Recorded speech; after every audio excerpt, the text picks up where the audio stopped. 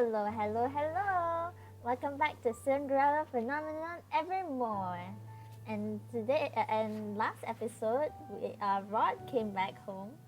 Yeah, Rod, Prince became a commoner. So much trouble, so much trouble. But now he's back. And I guess we're gonna continue on from there.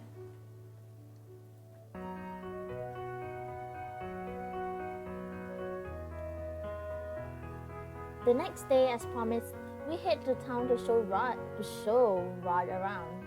Though it is mostly an excuse to spend time together, it is not entirely a lie. New establishments have opened up since Rod's last visit.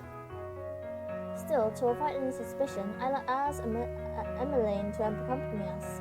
Several knights come along as escorts. It's been such a long time since we all walked into the town like this, hasn't it? Yes. Emmeline has more energy than the two of us combined.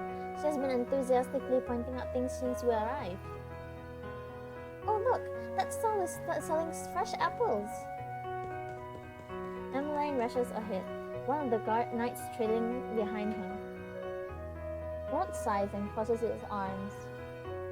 You've been sighing a lot since we arrived. Is there something wrong? I just feel uncomfortable being the center of attention. People see me wandering around with the two of you and they can't help but stare. I glance over my shoulder, realizing he is correct. I have become so accustomed to being the public eye that I have stopped noticing. I apologize. I didn't think we would get so many looks. You don't need to apologize. I would do this for you again in a heartbeat.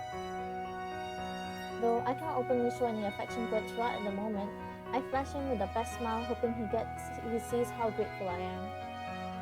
Thank you, Rod. There's no need to thank me.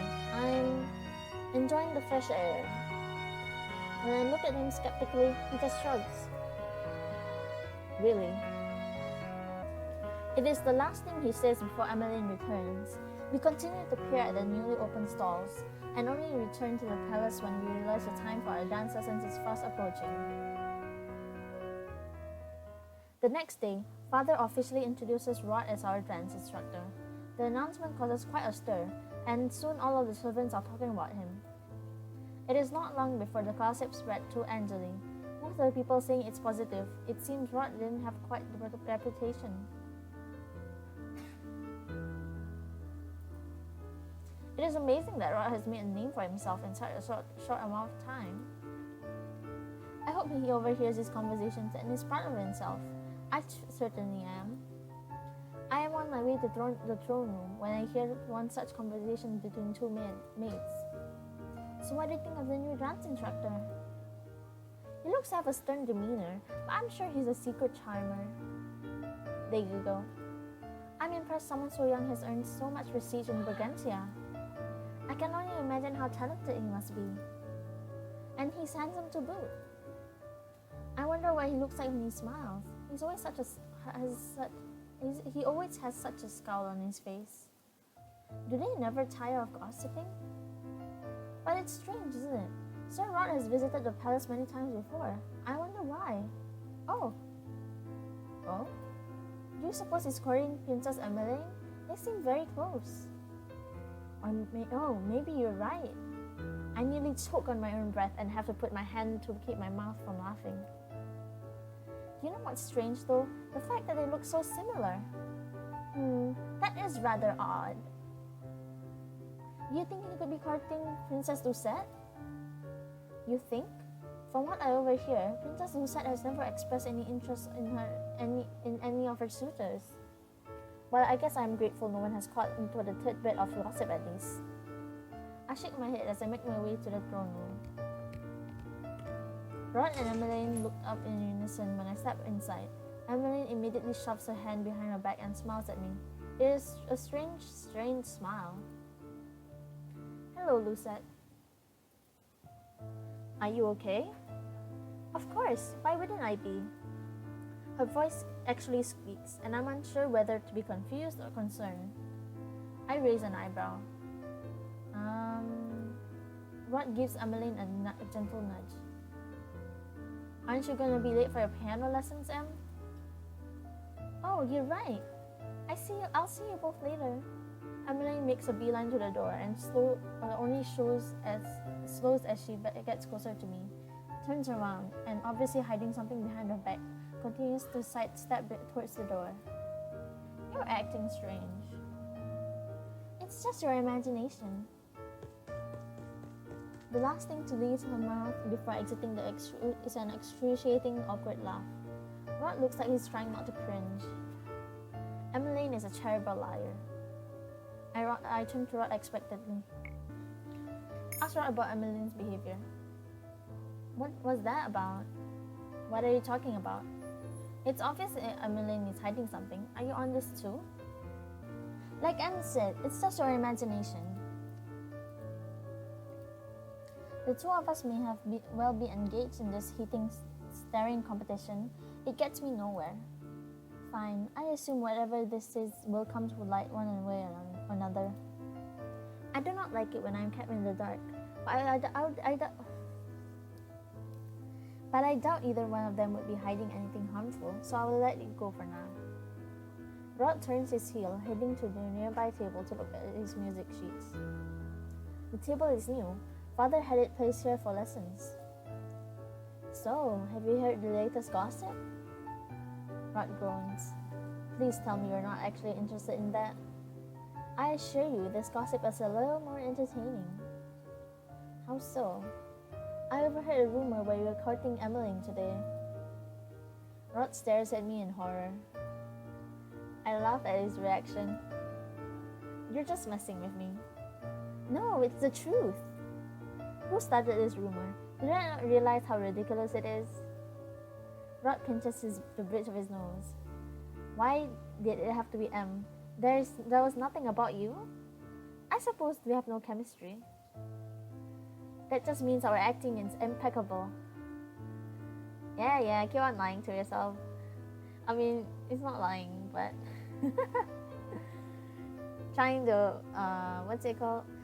compliment yourself with no basis, eh? How much longer are we gonna pretend, Rod? It has been 2 years. You made this wish so we didn't have to hide, so why are we still doing this? Rod looks away, eyes distant. I'm still afraid people will think you are unworthy because you are a commoner? Rod flinches. I saw what Mother went through after marrying the king. I know, it must have been a difficult transition, but Ophelia is well loved. I look at him perplexed. Are you scared you will have to go through the same thing as Ophelia? I don't care what people say about me. I'm concerned about what they'll say about you. Rod, you already know that I do not care what others say about me. I'm no stranger to shutting people out. I've lived most of my life hated by this kingdom, Rod. I think I can even handle myself just fine. You're right, maybe it is me after all. Rod abruptly shrugs, as if shrinking away from the worry from his shoulders. Let's not talk about this right now. I just remembered something I wanted to discuss with you. Oh, what is all this all of a sudden? It's about the last letter you sent. All right, I suppose I sounded very angry in that letter, but how do you even read it? I sent it 3 days before you arrived. Emmeline retrieved it from the messenger before it was sent out. He frowns. I read it and I see you're still mad at me for making that wish. How could I not be? You sacrificed so much only to leave. You know the reason I made that wish, Lucette? Yes, I do know, but that does not mean I cannot regret on your behalf. Before we made the decision to hide together, now you have made it so that you are the one who must sacrifice everything. It is not anger, but sadness that causes Sprite to jump from at my fingertips. I close my eyes and take a deep breath to calm myself. Are you alright? I'm fine. When I open my eyes again, the spikes are gone. Rod sighs. I wanted this, Lucette, not just for you, but for myself too. Being a prince was a constant reminder of how much I lied to the world about who I was. With this wish, I start living a life crafted by my own hands. But before I can say anything, Rod has closed the distance between us and pressed his lips to mine, effectively cutting off my words. Hey, why rude? So rude. You cut me off. I cut you. Quote me on that. Afterwards, he pulls back and looks right into my eyes, his face flushed. It strikes me that this has happened more than a few times. More than a few times? He's shut you up like that? Wow, what a rude. Must you always do that so suddenly? Rod grumbles and shrugs. It's always easier to get you to stop talking. Anyway. I love you, Lucette, and I would do anything for you. No matter what happens in the future, I know I will never regret this wish. Rod sets a hand on my shoulder and squeezes. Stop worrying about all this, okay? I promise it will work out. I cannot promise, but I will certainly try. That's good enough for me. Now, he reaches for my hand and plants a kiss on the back of it. Shall we continue where we left off yesterday? I smile as I place my other hand on his shoulder. We shall.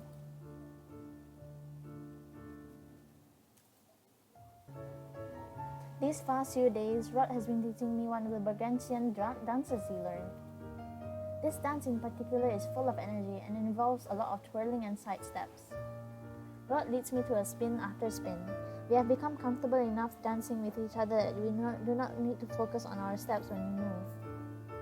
I am glad. Wow, she's a fast learner, isn't she? I am glad because it allows me to focus on his serene expression. Is there something on my face? I shake my head. Nothing but your wonderful smile. Oh, cute. I was just thinking how much I miss dancing with you. Same here, but now we can do it every day. Yes, only how much longer will every day last? By the time the song has stopped, I am almost out of breath. Well done, Lucette. You still need to practice your footwork, but you're learning quickly. Rod leads me to a chair and hands me a glass of water. Thank you. I gulped down at least half of the glass before facing Rod. That dance was exhausting. How are you not out of breath? I've had a lot of practice. Once you get used to these steps, they become cathartic.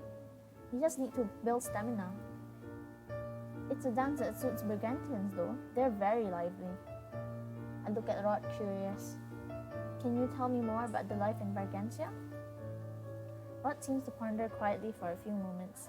Then, after some considerations, he pulls out a chair and sits beside me. He begins by telling me how difficult life was for him in the beginning, especially given that he'd never left the kingdom before.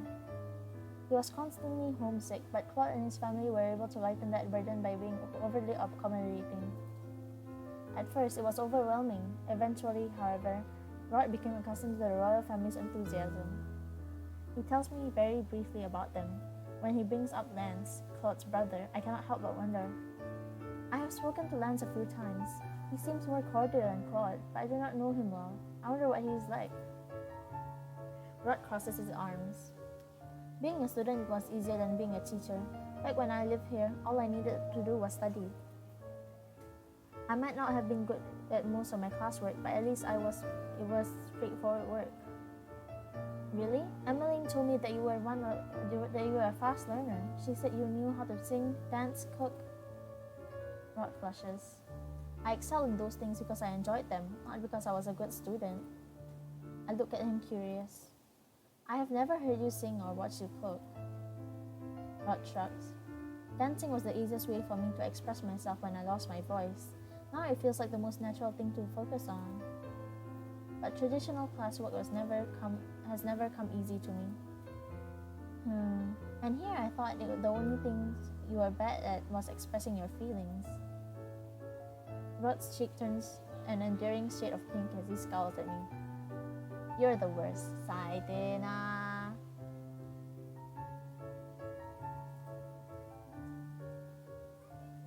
Nah. He sighs as he glances out the window at some distant sight. So, what are you bad at then? Why would you ask me that? Because I'm curious. You have to promise not to laugh. I won't.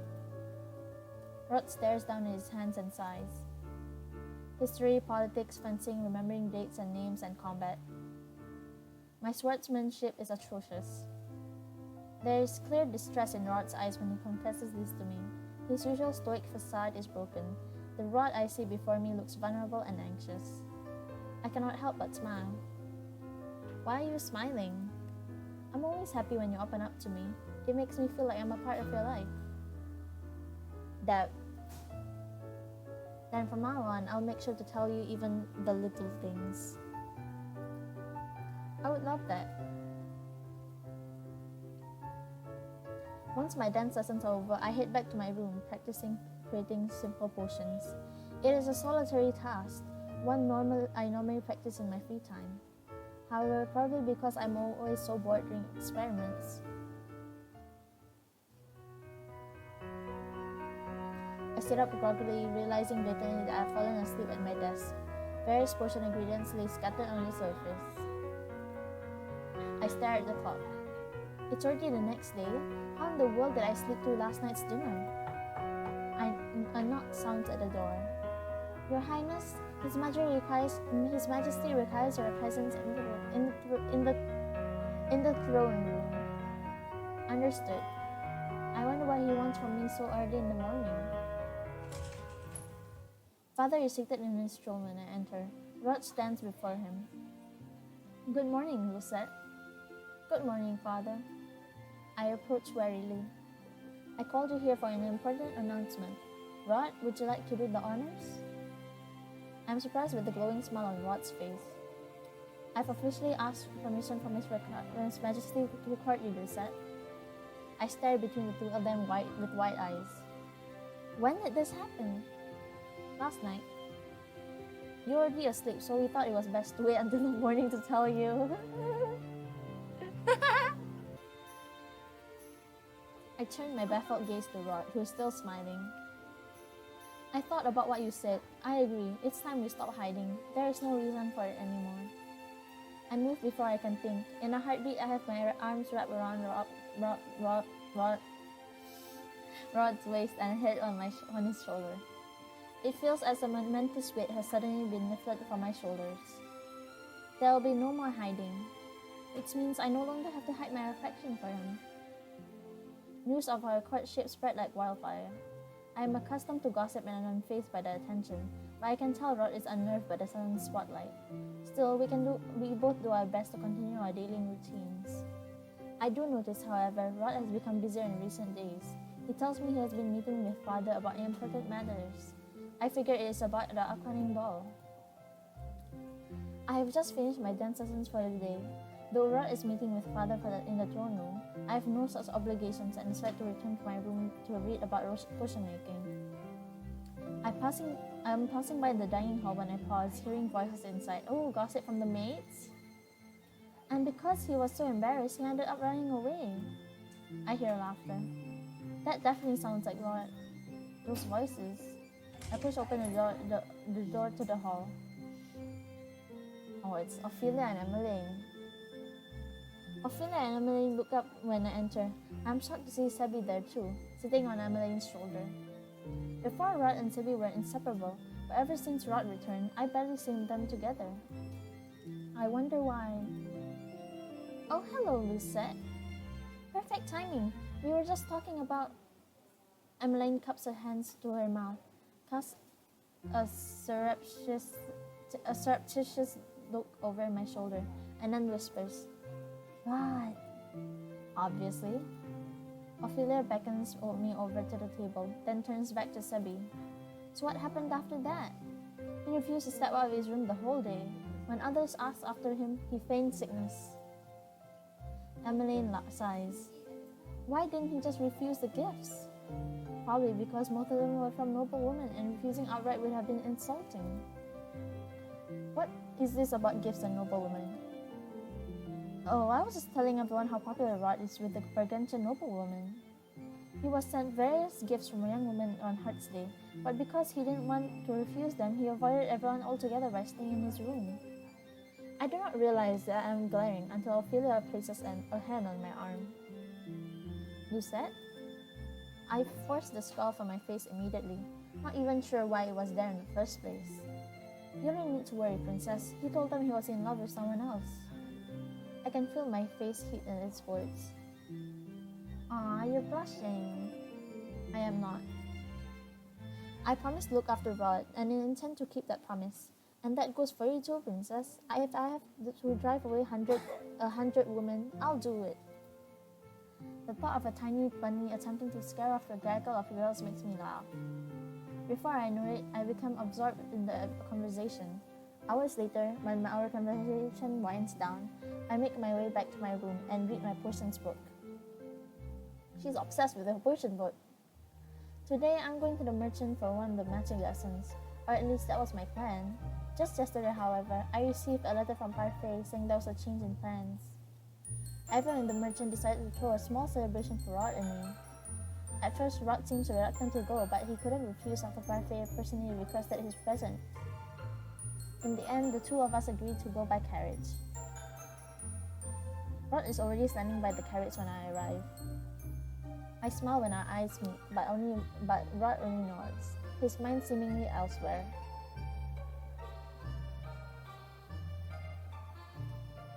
I immediately notice the dark circles under his eyes. Everything alright? I'm fine. I just didn't get much sleep last night. I was reading the King's books far past midnight. The King's books. I found out only a few days ago that father started lending Rod specific study materials. Apparently these books are meant to teach Rod more about the policies and rules governing our kingdom. I hope you are not overworking yourself. Rod smiles. It is a tired but thankfully reassuring smile. I'm not. He holds out a hand and helps me into the carriage. No sooner had we entered the town than some town folks, noticing the royal carriage, began to wave at us. The response is uplifting. Before, the masses avoided me. Now things are different. Things first began to change when I made a public apology after breaking my curse. The townsfolk were at first skeptical of whether or not I should follow in my mother's footsteps as a tenant-bearer bearer, but their trust began to grow when I started dispelling fairy tale curses. Princess! I look out the window and see a little boy running to keep pace with the carriage. Can I give you something? A gift? Please? I ordered the carriage to stop and step out. The boy flashes a toothy grin. Then, without any preamble, he holds out a lily. I got this for you, Princess. I take the flower from him with a gentle smile. Thank you. The boy claps his hand behind his back and smiles shyly. Someday I'll become a prince and marry you. I am simultaneously bemused and taken aback by the confession. I appreciate your gift, but I'm afraid I'm already courting a prince. I gesture at Rod, who stands between me and the carriage. The boy blinks. But he is not a real prince, right? That does not matter. You don't need to be a prince to marry a princess. Rod, who has been silent this whole time, suddenly starts speaking. Not being a prince means you just have to work a little harder. The boy's eyes seem to shine with hope at the prospect. Then I'll work hard too, so I can live in the palace someday. Rod's responding smile is swaying. He suddenly looks incredibly tired. We should leave, Lucette. They're waiting for us.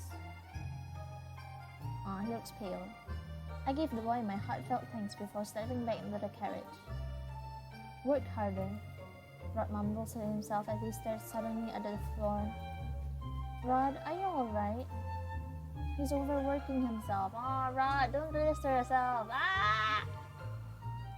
He looks up suddenly, as if I startled him from his thoughts. Yes, I am fine. He smiles weakly before turning his attention back to the view outside the window. Something definitely seems off about him.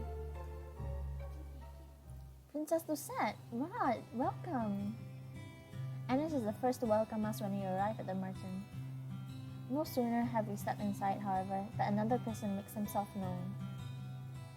If it isn't everyone's favorite princess. Oh, Chevalier!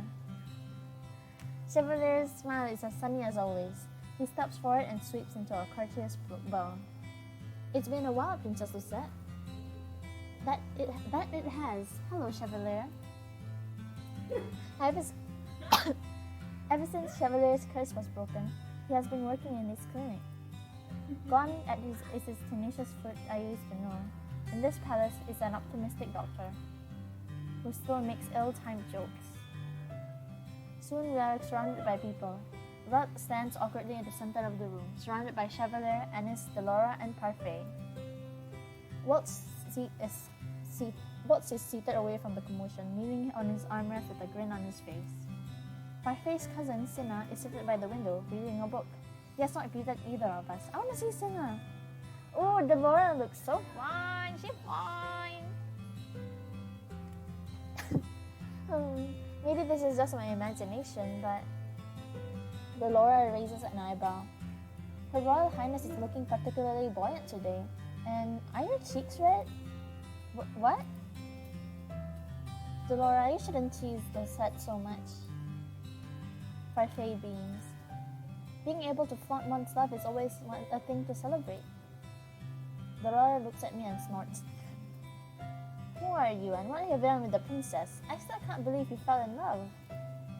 I bristle at the words. It's not as if this is news. And anyways, what is it supposed to mean, Delora? Sorry, princess, you're just too much fun to tease. But in all seriousness, I'm glad you found someone just as stubborn as you to cherish. I'm standing right here with you right now. Delora turns her grin to Rod. You must have some magic of your own, being able to melt our ice princess's heart. Come on, Delora, you're embarrassing them. They make it too easy, Parfait. Rod turns away with a grumble, arms crossed. I wanna see Cinna. Is he good looking? Chevalier breaks the momentary silence with an easygoing laugh. It really is a pleasure to see you again, Sir Rod. I haven't seen you since you left for Bergensia for that first time. I believe last time you were... He pauses, considering. Well, you're much shorter. But look at you now. You're almost as tall as the rest of us. Is he? That's kind of still short. Look at him. Look at that. Look at it. Still short. Chevalier. Maybe Chevalier is above average. We don't know. Maybe.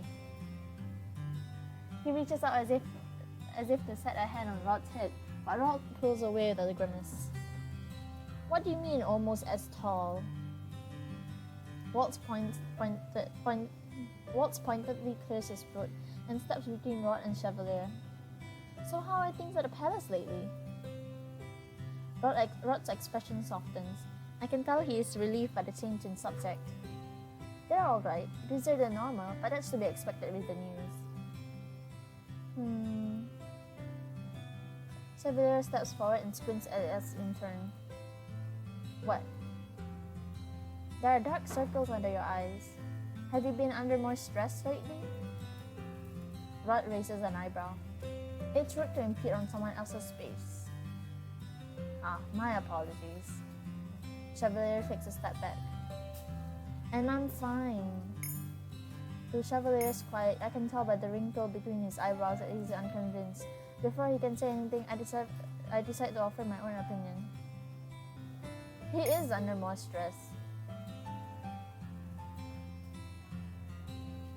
The truth is, I haven't really noticed many changes since the official announcement, but Rod is good at hiding his emotions. You ought to take more breaks. There's no need to baby me. I know my limitations, thank you very much. Chevalier and I still both look concerned because Rod raises a disgruntled sigh and shakes his head. Seriously, you're all fussing over nothing. How many times do I have to tell you I'm fine? Somewhere nearby, a book snaps shut. Must all of you be so loud? Oh, he's small. He's small. Cinna, he's small. Not bad, but small.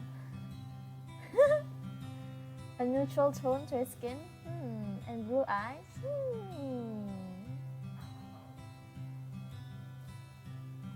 Cinna approaches, a book tucked under his arm. I swear, a person can't read in this place. He stalks out of the room with a glare affixed to his face. There is a silence for a few moments when he leaves. Then Chevalier laughs. The tiny lord is lively as always. Tiny lord? Why does he come up with the strangest names? I guess that's one way of describing him.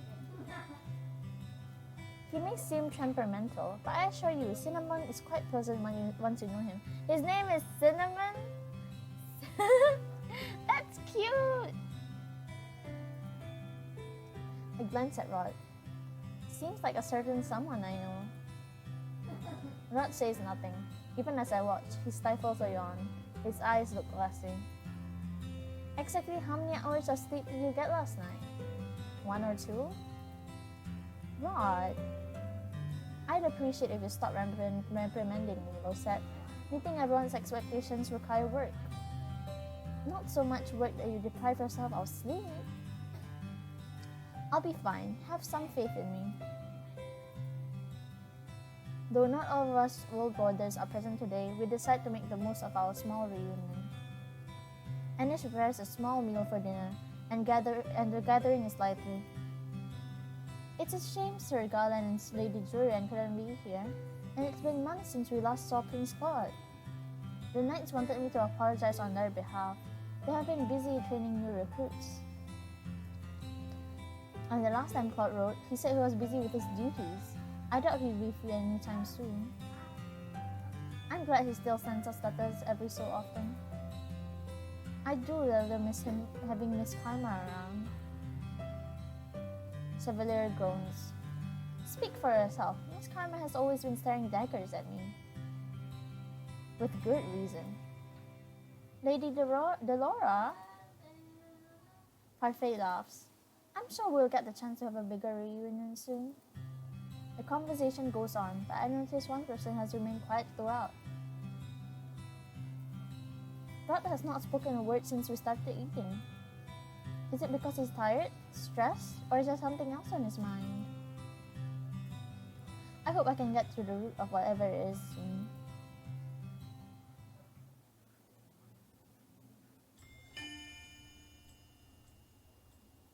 Alright, and that's